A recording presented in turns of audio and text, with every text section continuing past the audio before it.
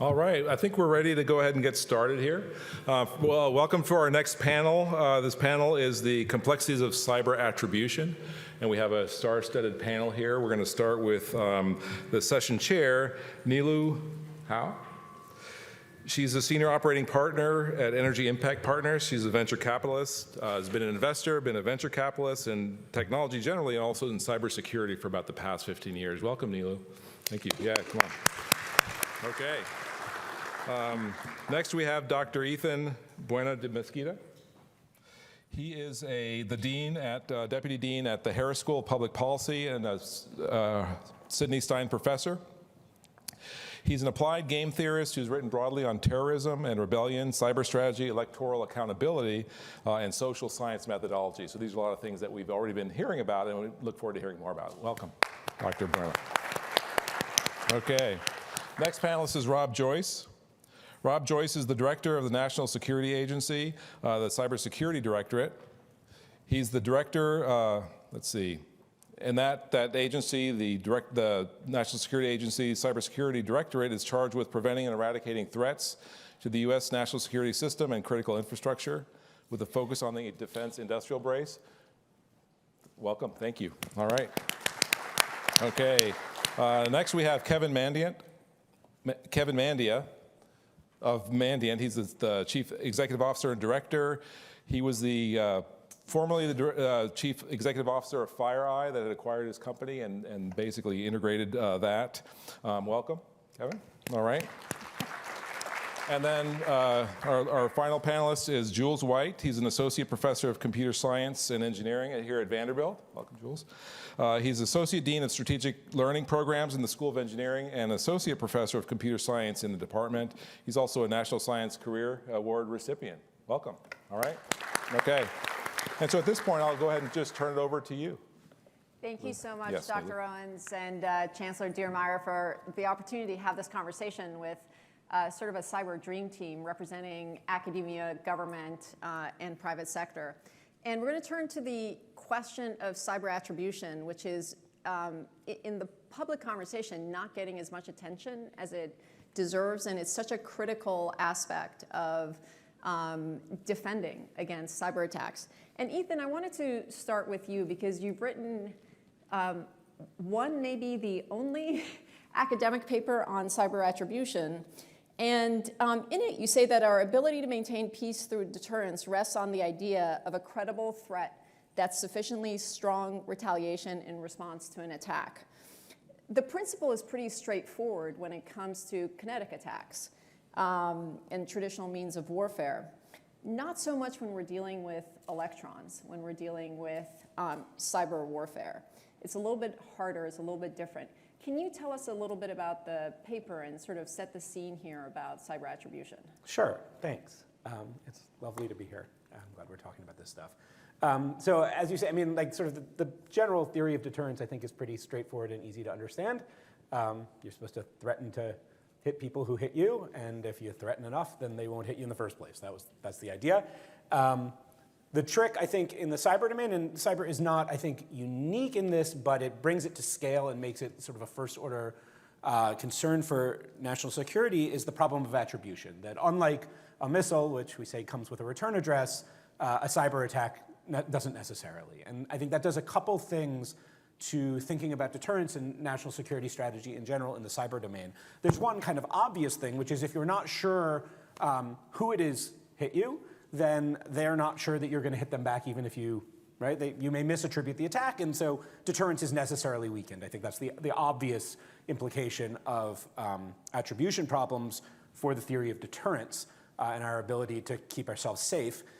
But I think there's something slightly more subtle, which is that attribution problems create sort of a more difficult strategic environment in a broader way. So the way I like to think about this is there's what a social scientist would call a complementarity, a kind of synergy in cyber warfare that comes from attribution problems. So if one of our adversaries becomes more capable or more active in the cyber domain, then whenever a hard-to-attribute attack happens, they're sort of more suspect. If the North Koreans suddenly are sort of way more active in the cyber domain, then whenever a hard-to-attribute attack happens, we're slightly more suspicious of the North Koreans. And if we're slightly more suspicious of the North Koreans, that means we're slightly less suspicious of somebody else, say the Iranians or the Chinese or the Russians. And if that's true, then it becomes more tempting for those other adversaries who we're going to be less suspicious of because we are more suspicious of the North Koreans, themselves to become more active in the cyber domain. And that means in cyberspace, unlike in, say, sort of more traditional or conventional deterrence, the worse we become at deterring any one of our adversaries, the worse we become at deterring all of them. Because as one adversary becomes more capable or more active, they all are tempted to. And I think if you think about the current environment, where we have not just nation states, but incredibly active non-state cyber groups, and increasingly so, attribution becomes harder. As those groups become more harder, it becomes more tempting for more such groups, and sort of the spiral of this complementarity that comes from attribution problems becomes worse and worse. So I think that's kind of a first-order strategic effect of attribution that we weren't used to dealing with in more traditional forms of deterrence. So I'm actually curious, I'm going to overly simplify this, but Kevin, if you're kind of responsible for attribution in the private sector, and Rob, you're kind of responsible for attribution in the government, how do you think about what Ethan just said? So I think the concept of attribution as a key element of the deterrence factor is really important. And earlier today we had General Nakasone asked, what do you make of the Russian aggression or lack thereof in cyber?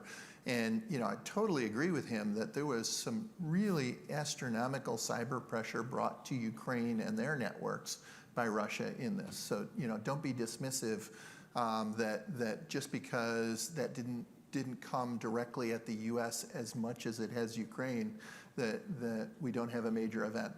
Right now, we've got an environment where those cyber attacks around Ukraine are pretty blatantly tied to the Russian aggression in that space. So for attribution, the key elements are who, what, where, when, why. And the why is pretty apparent in that space. So the dynamics change based on the environment as well. So it's not just the technical capability or who has the biggest, baddest cyber program.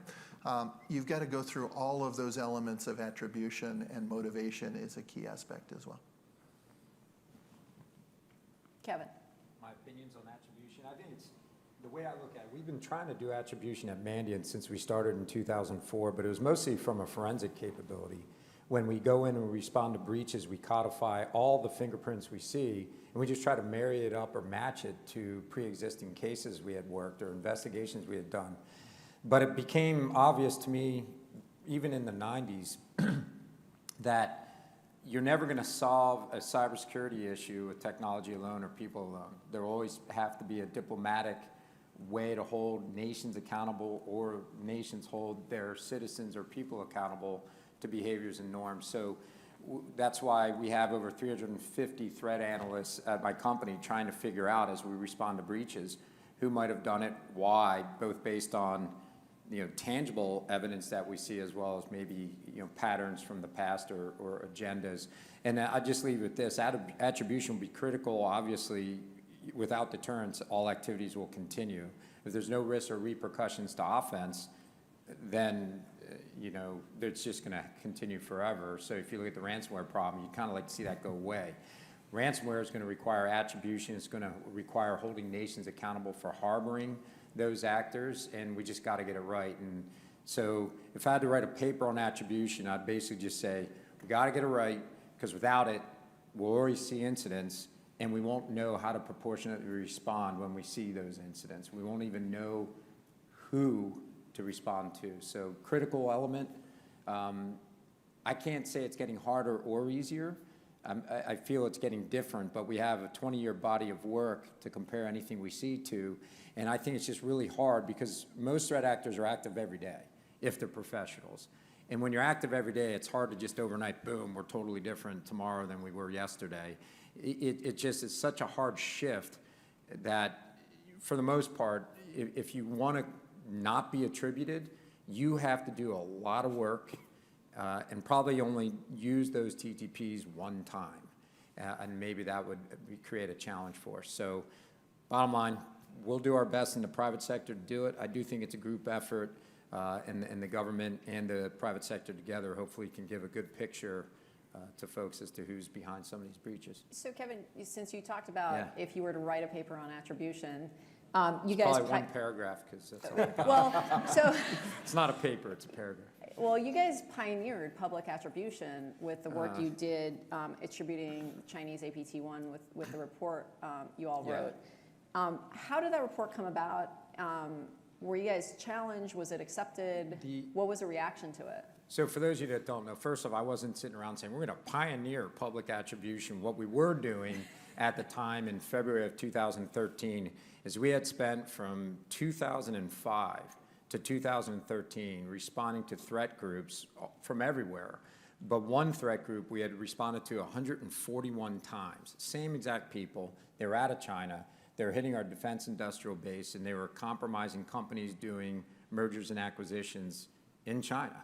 So we felt nation against a commercial entity is not a very fair fight. So whoever's doing shots for the word asymmetric, you can do a shot now. The asymmetry of a nation going on offense against a company is just wildly unfair. And we don't want to set the bar that all of us run companies that will prevent and deter a nation-state-based attack. Maybe utilities need to. So the bottom line, why did we do that report? At the time, Mandiant was 350 people. I would say probably over half were former military. And we just felt it was the right thing to do. We felt we didn't see bilateral dialogue. We saw the country talking about China doing these breaches. I remember the House Intelligence Committee had a hearing in November of 2011, and Congressman Mike Rogers said something about, we got to do something about China. We just felt it would be a useful tool. We threw it out there. We knew that people wanted to do information sharing, and the culture of Mandiant being a lot of, at that time, military folks, they were like, we got to do something about this. So that's 2 reasons out of 7.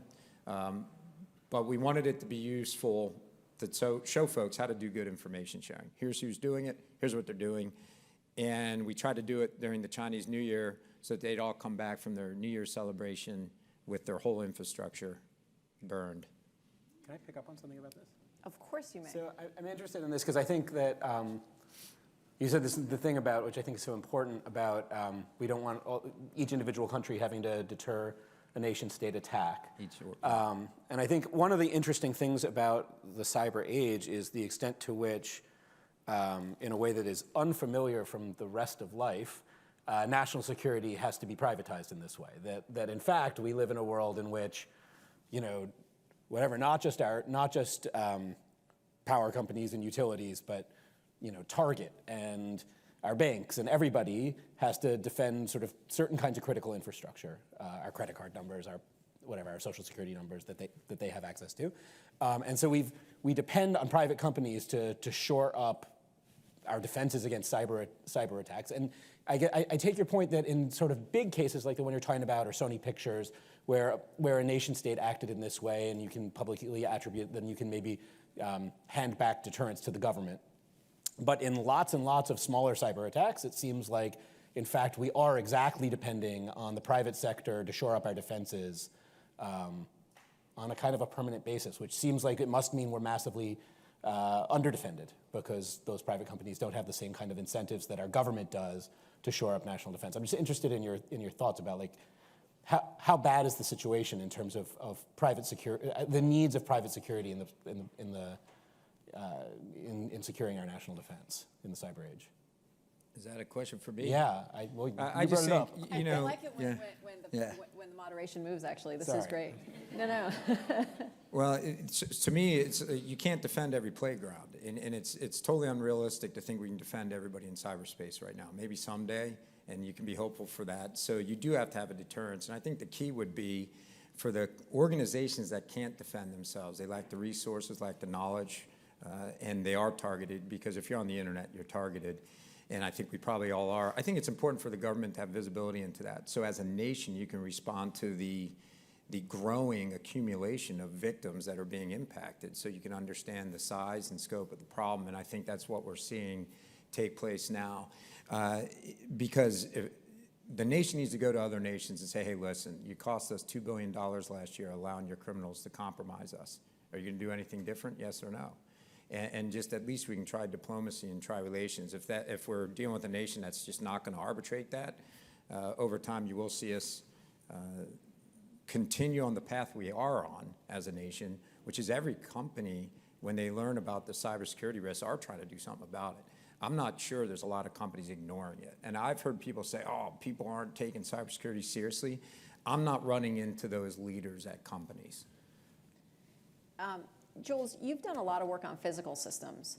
Can you tell us about the sort of unique complexities of cyber attacks and cyber attribution when it comes to physical systems? Yeah, so we've done a lot of work on cyber physical systems at Vanderbilt. And these are basically systems where you have software interacting with the physical world. So things like the braking control software in your car, or software that's controlling the machines in a manufacturing plant.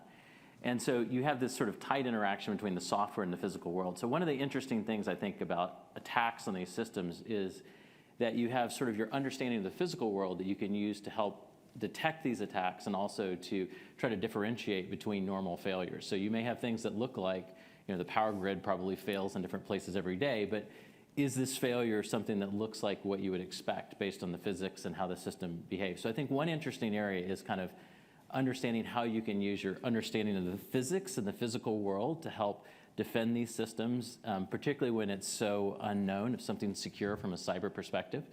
I think the other thing that's interesting about these systems is that, from an attack perspective, is that we really still think of them in terms of physical, sort of a physical mental model. So, people think about their car and they think, I press the brake on my car and there's some physical linkage that's going to stop the car. But in reality, you're probably pressing on the brake and you're asking software to slow you down. And when we would ask somebody to go and say, is your car safe and secure, they'd probably drive it to the dealer and have the dealer inspect it and look at if all the physical components are okay and completely ignore the cyber side of it. And I think, from our ability to be able to, as a society, look at and make sure these systems are secure and safe, we're really, really behind. So if I wanted to take my car and find out if it had a cyber attack and if the software was okay in my car, I don't even know how I'd go about doing that. But that it's a safety critical system that I depend on. And we're also, we think of these things as physical systems. We think it's a great idea to put software in them, and we're accelerating our, how many of these systems we put software into. You can go and buy a smart oven now that connects to your Wi-Fi.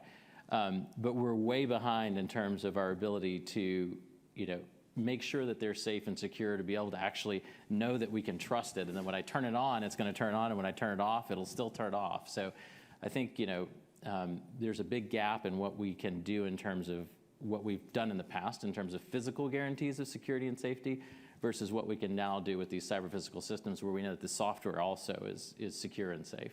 You bring up a really interesting point, which is as we move into a world of a hyper-connected ecosystem, we're saying there's going to be somewhere between 27 billion and 35 billion connected devices within the next few years, and the entanglement amongst systems. And Rob, I'll throw this to you, but open it up to the whole panel. How do we distinguish between failure versus attack, between intentional consequences that require a certain set of responses versus unintentional consequences? Yeah, so I think that's always the first question when an incident happens is why, right? And the people that own and operate that infrastructure, their first responders are trying to figure it out. It's often them that appreciate that something is out of the norm and this is not a normal failure.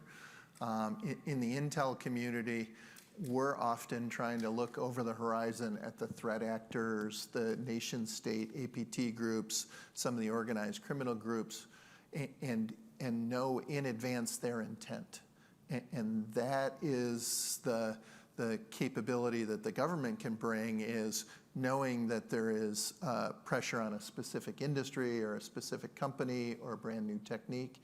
You'll see NSA and CISA, NSA and FBI partnering a lot these days to talk about the threats, because we know there's an intent to a critical infrastructure sector. Or there's a series of TTPs that this specific group is using.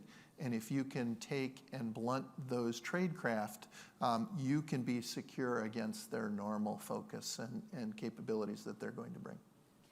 If we look at some of the events that have been in the headlines, whether it's Colonial Pipeline or it's NotPetya or it's Saudi Aramco, the proportionality of the response for there to be deterrence requires really distinguishing between what the intent of the actor was and what happened. In all those cases, the intent and the outcome were different. I don't know who wants to take this up, but how do we ensure proportionality of response to have deterrence when these incidents can go in directions that were completely unintended? Well, part of it is focusing on that intent, right? NotPetya, so a Russia attack on Ukraine. Their intent was to cause pain in Ukraine, but they didn't care that it spilled over to the rest of the globe. And so, part of the attribution and the follow-on imposition of costs is to try to drive those norms to say, hey, you've got to be careful with your cyber operations. And this is unacceptable to have something aimed into a theater of conflict and have it spill out globally, causing massive damage, threat to life, and all of the complications that came with it.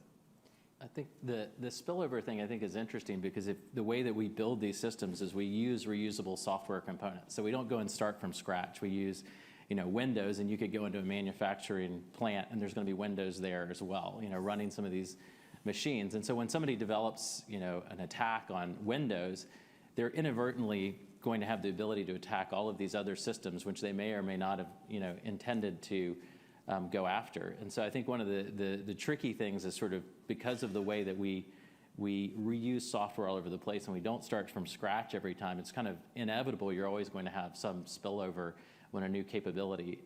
And so one of the things you kind of have to look at is like, does the attack have something specialized that was targeting this thing? Is it attacking this 3D printer in some sophisticated way, or is it just the fact that it's running on Windows and this thing happens to be able to attack Windows as well? So I think it's inevitable that we'll see that because of just the way that we reuse software and attackers try to go for things that have broad reuse. Colonial was different though. Kevin, can you unpack Colonial for a second with respect to intended versus unintended? Well, I think, I'm going to speak more vaguely, I guess. When I think about intentionality, I do think if you're on offense and you're professional, there's ways to put guardrails on what you're doing. And that's an overt decision that you can make. I mean, we investigate and reverse malware every single day, and we find fascinating things in malware that help us fingerprint the doctrine of nations, quite frankly. Like if we find North Korean malware on a system, if we try to reverse it, it tries to destroy our system. It looks for like 5 or 6. Are you single-stepping through this process in a debugger? If yes, delete the system. If you're running in a VMware, delete the system. So that's a doctrine decision by the nation to say, we're going to destroy people that try to reverse our malware. We're just going to wreck the machine. It is so easy to put the guardrails on that I would expect every modern nation that's on offense to do so, unless they want to deal with unintended consequences, or they have to accept the risk of an unintended consequence in the cyber domain. So then you get to the criminal element. They probably aren't going to, I've never actually seen guardrails on criminal software, so it's going to work and do what it's intended to do, probably without IP range restrictions or time delivery restrictions and other things that they could do. You have to hold the nations accountable that are overlooking and condoning criminal acts. Nations, in my opinion, I'm not a diplomat though, I'm a cybersecurity professional, but in reality it seems to me, as with my third grade diplomacy mindset, that if nations don't abide by common rules of engagement and harbor criminals that are making billions of dollars, they can't be part of a global economy. They can't be part of that economic advantage. So there's got to be other tools that we can pull. So when I think about unintentional consequences, shame on the offense. Think about it. Now, I do recognize there's going to be risks sometimes, depending on the risk versus reward equations, where offense may have to do something. But all I can tell you is you can guardrail it. So you raised an interesting question about proxies. And so, for example, are Russian ransomware gangs proxies for the Russian state? Ethan, I'm curious, from a deterrence perspective, and again, proportionality of response and cyber attribution, how would you think about how proxies behave? Yeah, I mean, I think it depends on how bad you think the attribution problem is and exactly how norm-following states are. So I think the problem with, like, there's lots of sort of policy proposals out there along the lines of let's hold states responsible for all cyber attacks emanating from their domain, things like this. And that, of course, that has some appeal from a deterrence perspective. People are responsible for things that they might have been able to control, and it also has some strategic risks. And in particular, it makes us manipulable. This is kind of one of the standard worries about proxy warfare in general. But if it's in fact the case that we're going to hold the Chinese responsible for everything coming out of China, and they control some of those groups and maybe they don't other, then we are manipulable by groups that want to foment conflict or want to foment trouble. And I think that is what, and so this depends on both how hard the attribution problem is and how much we think we know about how much control these states really have over their proxies, or whether or not there are quasi-proxies in the way we think of, say, with Iran and its non-cyber quasi-proxies, who, you know, they take money from Iran and they take some direction from Iran, but also they have a mind of their own and they do some things that Iran wouldn't do. And if we worry about that in the cyber domain, I think we should worry about a deterrence doctrine that says, let's respond as though all the things that look like quasi-proxies are the states. They were responsible because we are manipulable into very dangerous escalation, I think. So to do that well, we need near perfect attribution. Rob, how good are we at attribution? How precise can we get? How good are we relative to our friends and our foes? So attribution is absolutely hard, absolutely hard. But when you see something like the US government come out and give attribution, that is a super high bar, super high level of confidence. What's the bar? I mean, when there's a missile attack, we can pinpoint where it was launched from, and we know where it was launched from is actually represents the people behind the missile attack. So when you get a White House podium statement that X did Y, like we did with, you know, everything from Sony Pictures to NotPetya, that's 100%. And there are techniques for attribution, right? There's the technical components. You worry about the malware type used, the infrastructure type used. But remember, the U.S. government, you know, will partner with the commercial folks, the victim data, to get that kind of detail of what was used, how it was used, what attributes it has. But we also bring other things into the mix. We will bring things like our foreign intelligence, where you might get the direction from leadership ordering something to be done. You may get the battle damage assessment of how effective it was. You may get them talking about the diplomatic crisis of, oh my gosh, you know, people are conjecturing it is us. What are we going to do to deny it so it doesn't get worse, right? So that is the added value that the government brings on top of the consortium. And you mentioned, you know, friends. We do this in conjunction with, you know, partners and allies. And oftentimes we try to bring them into, you know, international condemnation for some of the worst acts because of that intent to drive and set norms. I think one of the interesting pieces, people worry about false flags. We're really good. Kevin mentioned, you know, how hard it is to do operations each and every day and then totally change the next so you can't be attributed. So as we're out there working as governmental intelligence capability, we see how they operate, where they operate, what they do, and we're able to follow with a pretty good trail. A good example is the Olympic destroyer malware. So 2018 Pyongyang Olympics, devastating wiper deployed in South Korea, and everybody's assuming it's North Korea. There's traits in the code that have North Korean DNA. So, you know, the immediate first reaction is got to be North Korea. We unpack that a little more. And even in the overt malware, you find out that, hey, it turns out there's these obscure header, compile time information, little seeds and trails that show, no, really not North Korean. How long did that take? It was fairly fast. People dove into the details. And again, one of the things that happens in these is people want all of the detailed evidence laid out. And so I remember 2014, the Sony Pictures hack. So that was November. By December, we're out as a government attributing that to North Korea. It's funny because industry was saying North Korea, and then as soon as the federal government said, yes, North Korea, the industry tone and tenor on Twitter changed and said, here's all these 5 other ways that it probably isn't, right? And they just veered hard off left because the government made an attribution and said, well, we don't trust the government piece. So again, we layered in not only the technical pieces, but all of the other things we could understand from our intelligence apparatus. And so it's an interesting dynamic, but we're not going to put the pieces in the puzzle all out on the table. That compile time header, right? They won't make that mistake again in the case of Olympic destroyer. So it's important that we hold back some pieces, but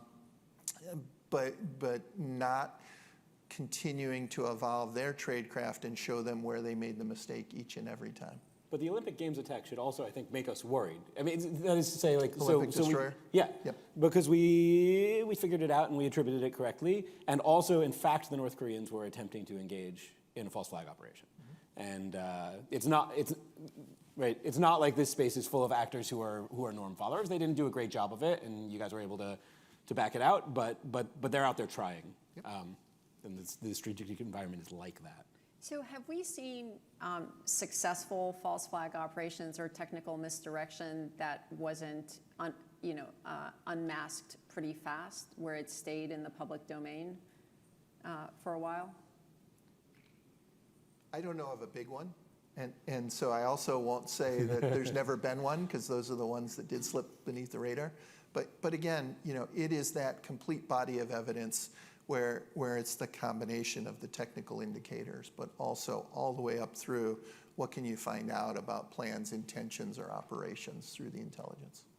So Jules or Ethan, as we think about, one of the tools that adversaries have is this deceive, deny, as they carry out operations. So even when we make attribution, even when the government makes attribution, even when the private sector, comes in behind and says, we are certain that, North Korea, Iran, China, Russia were behind a particular attack, the adversary may deceive and deny in order to stay below the gray zone. What are the issues and complexities with these deceive and deny operations, and can we unmask them pretty fast? Well, I think it's interesting hearing about the way other intelligence gets brought in to help understand these things. And I think there was also, an interesting point that I'm actually probably have questions on about, you see, they can't switch operations super fast. So you're going to see a sort of probably, and maybe this is incorrect, I'm curious if this is the case, but incremental sort of change in behavior, because you can't build all the software overnight that you would need, all the tools that you would need, or all the expertise that you would need. You have to sort of evolve over time. So I think it's really fascinating that, sort of some of the technical details, sort of the expertise details limit how quickly they could suddenly change and say, well, we're going to do something completely new. And so if you've built up over time evidence, both from the technical side, but also connected it to intelligence, and kind of established that this pattern is a particular actor, I think that's really fascinating that then, because they can't just rewrite everything from scratch, redo all of their training from scratch, or however they do this, you're not going to suddenly switch over. I think that's a fascinating aspect of this that I'd be curious if it is, or do you see big changes in how people operate overnight, or does it tend to be incremental? Totally incremental. I mean, I don't even know if it's incremental. Some groups we've responded to, we show up and we're like, oh, it's them in 5 minutes. And it's not, like, we don't go through every reason why we know, but I'll give you an example.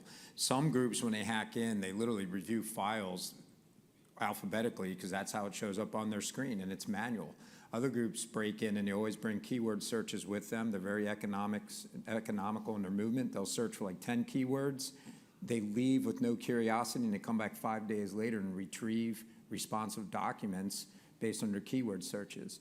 So you've got The first one is a Chinese group. They have the labor. They'll sit there and someone's on a keyboard the whole time for 8 hours straight going through your files, and they'll steal the whole directory if they see one file that's interesting most of the time.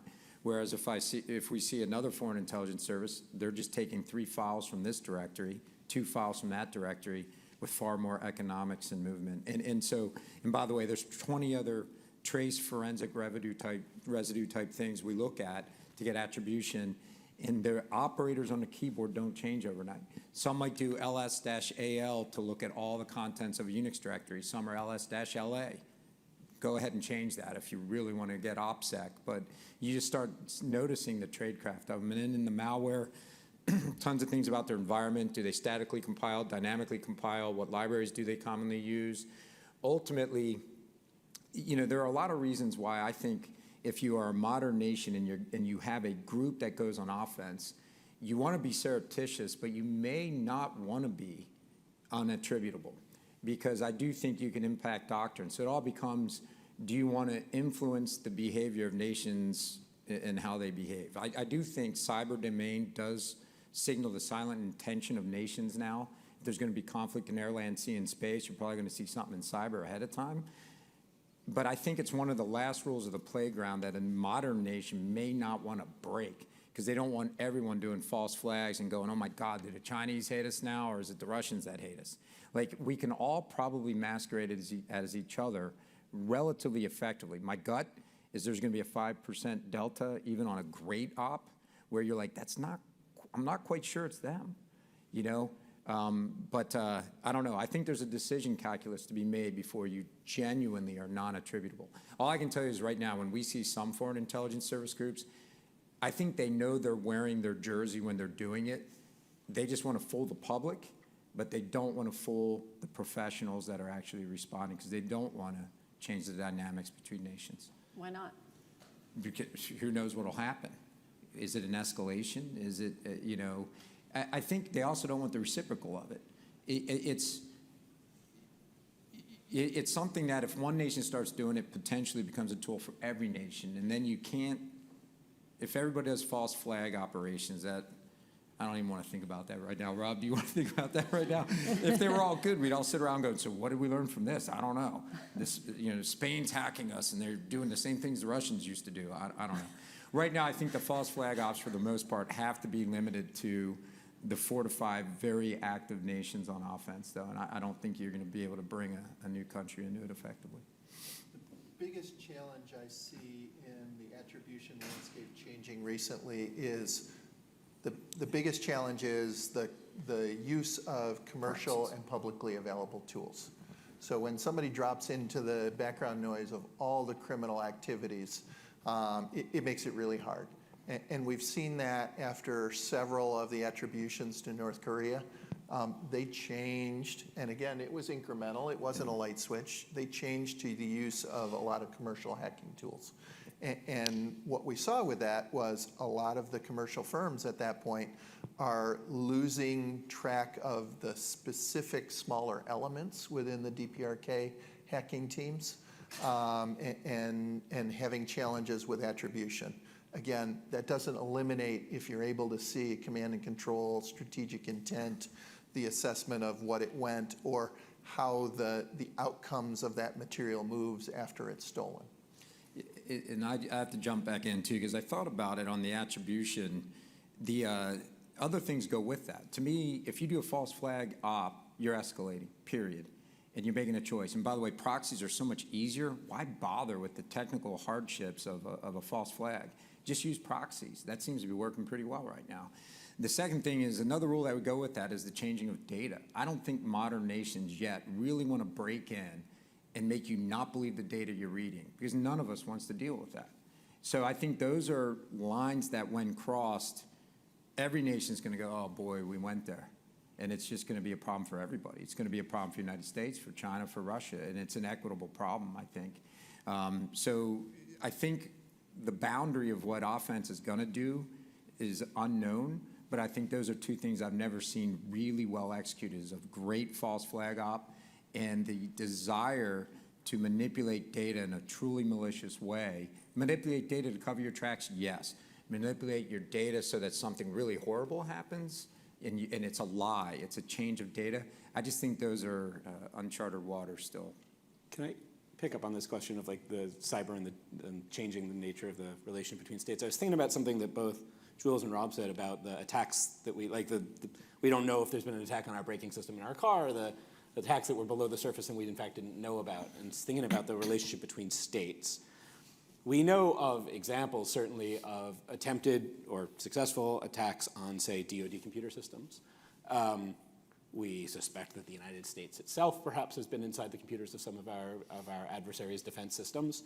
Or we think about Iranian centrifuges or whatever. And so if you think about sort of just more broadly the way that like we think about the world peace being kept, it really rests on this idea that for a long time we've had a very good sense of one another's capabilities, and we've reached, for the most part, a kind of negotiated peace that respects that balance of power and rests on our common understanding of one another's capabilities. And in a world in which it could be that my adversary is inside my computers, and in fact my missiles won't launch, although I thought they would, and they think and they maybe know they won't, or maybe I've reversed it and they think it won't. We live in a world potentially where it feels like a Pandora's box has been opened, where there's a lot of uncertainty, potentially, about one another's capabilities to defend or attack. And that feels kind of quite generally destabilizing, independent of this kind of norm following in the cyber domain itself. The possibility that cyber tools are unobserved and are inside our defensive systems in ways that mean we don't have a common understanding of who's ahead and who's behind, and that the negotiated peace, therefore, may not reflect our understanding of one another's capabilities, feels to me like a potential change to the fundamental relationship between states that the cyber age introduces, even if it's not fundamentally actually about the use of cyber weapons, other than in this way that they may underline our defensive capabilities. So I don't know what to do about that, but this topic of the... Is that a true statement, that we don't have a great sense of how owned we are, or how what our capabilities are relative, both defensive and offensive, right? Relative to other strategic adversaries? I mean, a world in which we could use cyber weapons to disrupt North Korean missile launches is a world in which they are uncertain of their capabilities vis-a-vis us. So let's talk about tech transformation for a second. What tech trends could fundamentally impact our ability to attribute, could enable successful false flag operations, even if they're happening today, at a scale that would be relevant from a national security perspective? Jules, you're a computer science professor. What do you worry about here? Well, I mean, I buy some device in my home, and tomorrow there's going to be something else I really want, or my wife wants, and we're going to end up buying it, and we're going to bring it on, and we have no idea, in reality, how secure it is. And I mean, I think that's just sort of a fundamental place we're in right now, is we're behind in our ability to say that the thing that we're receiving is actually secure in some way. And I think we're way behind in that. And I think the more we get, going back to the cyber physical systems thing, I mean, this is what keeps me up at night, is, the day that my wife says, well, we're going to buy that smart oven and we're going to install it. And then we buy this thing, and 2 years later, whoever it is says, well, we're not giving you software updates for it anymore. And so then do I throw out the oven because it's not secure anymore? I think we're moving from this world where we have all these things where we depend on them based on our physical understanding of them. I buy my car, it's good for 150,000 miles, I'll drive it for 150,000 miles. But in reality, is it good for 150,000 miles? If I stop getting software updates and it's not secure, should I still be driving it? And I think we haven't quite moved into how we handle that. I think there's a big gap in, how we deal with things physically versus how we deal with cyber physical systems, where software is an integral part of the safety. And I think we're really behind on securing that. I think to fix it requires probably, from a CS perspective, probably requires rethinking how we build these systems and how we prove that they're secure. But that's not easy to do, and it's expensive, and so it's not clear that it'll happen. It's interesting you raise this. So early in the Russia-Ukraine war, Russian car charging stations got hacked. They were defaced with a message that I'm not going to repeat here, relative to Putin. But it was the first time that there was an IoT hack in the context of an active war. So we saw exactly what you said, which is car charging stations became an attack vector during an active conflict. And by the way, it wasn't just a nuisance. Russians couldn't charge their cars or drive them. So it actually had a real impact. And we also have in Ukraine this hacker army, right, that's come together, 400,000 or so folks that are working, some in coordination with the Ukrainian government, some not. These are private individuals. If they're Americans, they may or may not be violating federal law as they join this hacker army. How do we think about this evolution in the context of attribution and deterrence? Who wants to take this on? Rob? Well, I will tell you that, you know, the idea of the civil vigilantes joining in a nation state attack is unwise, right? I really think that is, it is, you know, as you pointed out, it's illegal, but it's also unhelpful because, you know, one of the things we talked about is we're trying to get Russia to take account for the ransomware attacks and hacks that come out of Russia and emanate. This certainly isn't going to make the State Department discussions with Russia of you need to hold your people accountable any easier. You can't have the private sector influencing the doctrine between nations. You don't have us fighting on air, land, and sea without being deputized or part of a force and with an agenda and a mission plan. In cyber, you know, I remember testifying back in Congress in 2011 on the bad ideas of letting the private sector go offensive, and I had 8 reasons back then, but I'm just giving you one. It will impact the relationship between nations. So if you let vigilantes hack, as a leader of the nation that's allowing those vigilantes to hack, you're allowing your population to dictate your foreign policy with other nations, and that's probably a bad idea. But the genie's out of the bottle, right? It's never going away. Like, this is the world we live in now. Well, we don't have Americans hacking vigilante. Like, literally, I think the FBI would go after Americans hacking vigilante style and destroying systems. So I think the genie's out of the bottle, maybe in other nations, but I want to be clear, the United States, we're not vigilante hackers. Hey, what's the right answer there, though? So if there's 400,000 individuals, non-American, who are joining forces in partial cooperation with the Ukrainian government to go after Russian systems, does their work attribute back to the country that they reside in, or does it attribute back to Ukraine? This is why we need policy and academic work in the area, by the way. And this is why we're holding the summit. And I misinterpreted your genie out of the bottle. You're absolutely right in regards to the cyber domain. Anybody can participate in it and do whatever the hell they want in it, right? Whether they're breaking the law or not. So yeah, the genie's out of the bottle in regards to cyber showing the intent of individuals that want to be supportive of certain agendas. But the genie wasn't out of the bottle, in my opinion, of nations that are responsible condoning vigilante offense. I just don't think most nations are going to be like, hey, go do that. That's a great idea. I think Ukraine is, though. Well, Ukraine they have bombs landing in their nation. I think rules are changing at that point. Anyone else want to take this one on? No? We're going to leave this for further academic work? I mean, I just think that you're exactly right. I mean, I think that what I mean by the genie out of the bottle is that, like, this is what modern conflict is now going to look like, and we need to rethink all sorts of the way we think about national security policy and strategy in light of it, because it really does change things, and we can't stop it. So it's a technological change that is going to require doctrinal and strategic changes. So we'll pull on the thread of national security in a bit, but let's talk about why attribution matters to the private sector. Kevin, when you guys are leading incident response, when a company's been hit, does attribution matter? I think it does, to the extent of the first inning of every breach, leadership wants to know what's the zone of potential outcomes. And if we know who did the act, we kind of can help guide appropriately. Here's what you can expect. They're going to leak data. They are going to extort you. They are going to destroy things, because that's the kind of questions we get right out of the gates. What's going to happen next? So attribution helps from a planning perspective for remediation and the effectiveness of your remediation. If you have a codified response to a group you've seen 100 times, you probably remediate a lot better than first or second time you're in conflict with that group.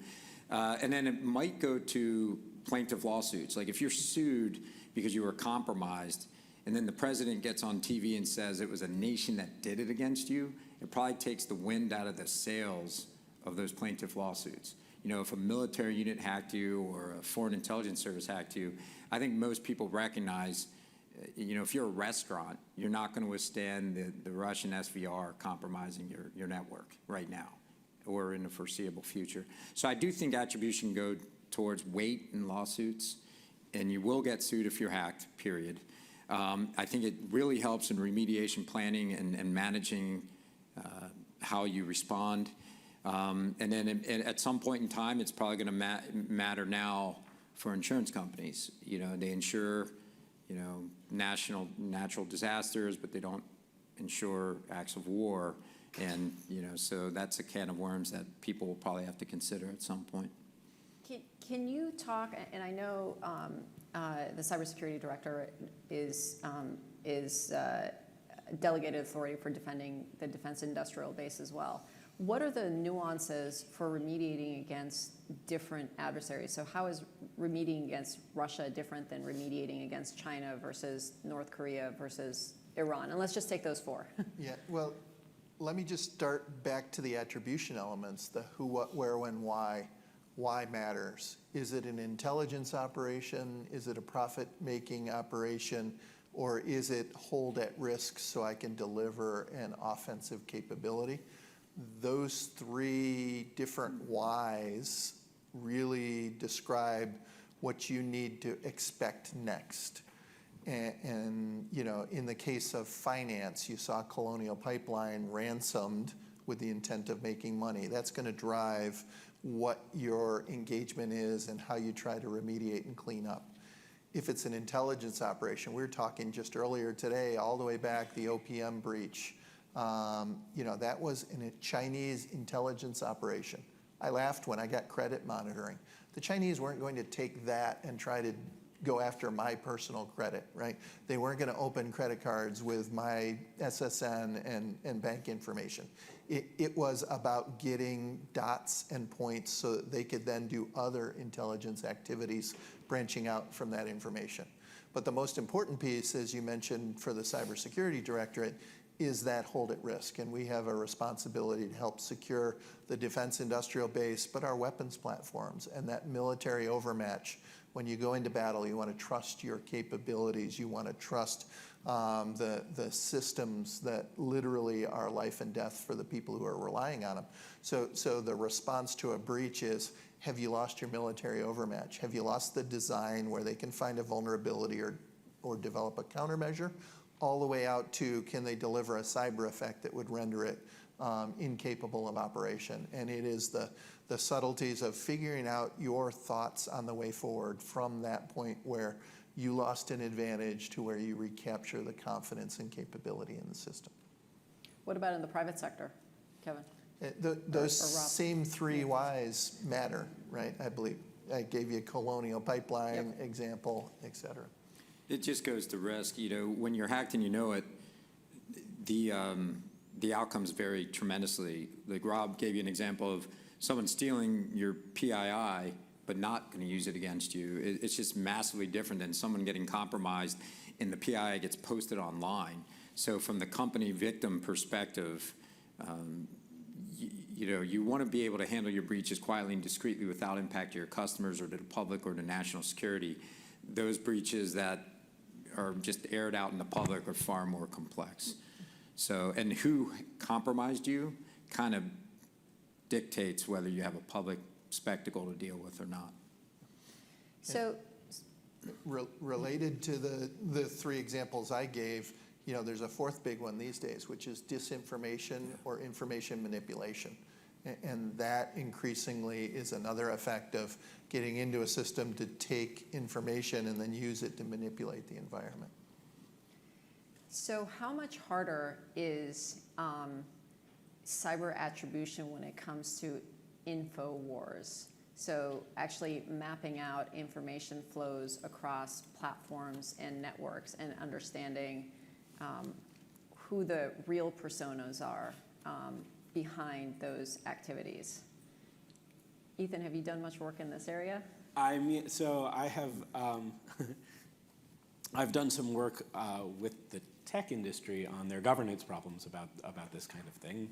I mean, in my experience, there is a lot of this kind of laying in wait. That is, you know, you create an online persona and you develop followers because you expect to manipulate the midterm elections, and you know it just looks like you're posting cat pictures for 2 years, and then all of a sudden you weaponize this account for misinformation. And I think that they think they're very good at recognizing it once it gets weaponized, but the problem with the spread of viral misinformation is, of course, that by the time it's weaponized, it's already too late. Like viral information, once it's out there, it's out there. Even if they draw it down, it's over because it's out there and it can be spread in other ways. So it seems like a it seems to be a first order problem for our democracy, certainly. Right. That was another interesting lesson from Ukraine, was taking the first mover advantage in the information war space and pre-bunking. As General Nakasone mentioned, Putin's attempts at misinformation, disinformation, et cetera, was critical because once the info's out there, it's almost impossible to pull it back in and counter it. Another question. So once we have attribution, and let's say once the government has attributed, the public expects action to follow. I'm just curious from a policy perspective, have we been good at follow through once we've attributed? What's the sense here? I can't grade our homework.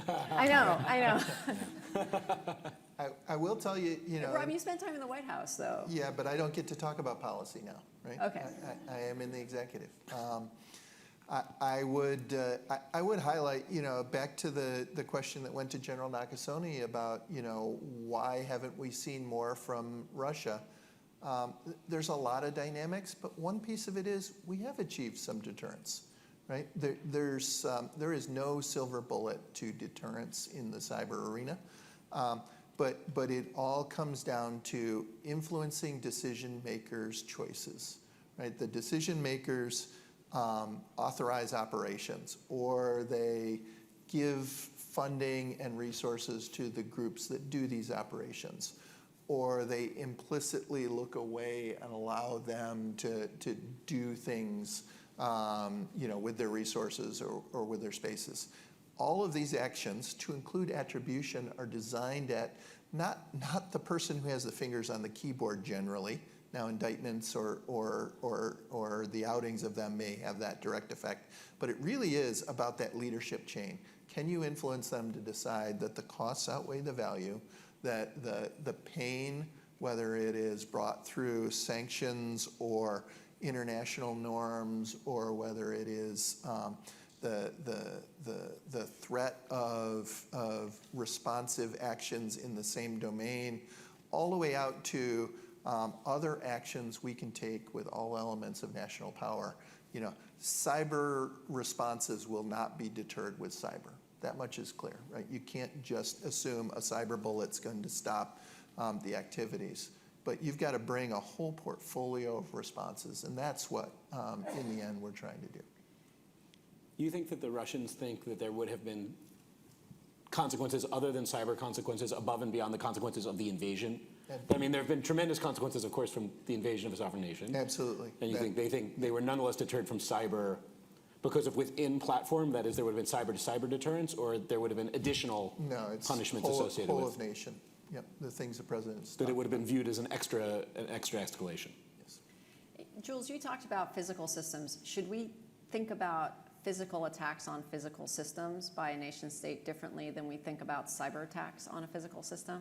Well, I think that cyber is just a vehicle for the same types of, I think there was a discussion of like, what are they trying to accomplish? Is it intelligence gathering? Are they trying to destroy something? I mean, I think it's just another vehicle to achieve these same types of things. So I think if we would respond in a particular way for a physical thing, you know, to that act, I don't see why a cyber mechanism for achieving the same sort of result should really matter that much. I mean, if it's stealing information, if they'd stolen with human, you know, gathering mechanisms, it's probably still equally damaging to some respect.